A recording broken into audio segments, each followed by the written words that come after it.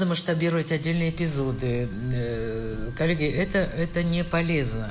Ну вот я вам скажу вам, как председатель Межпарламентской ассамблеи СНГ, я считаю, что очень важно укреплять горизонтальные связи, человеческие связи.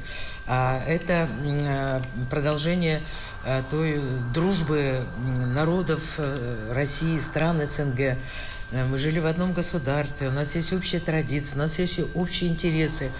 И в то же время это серьезный фактор, вот такие прочные дружеские связи на пространстве СНГ, это и фактор такой стабильности в регионе. Но мы не можем пойти по пути запретительной миграции, но это понятно и очевидно.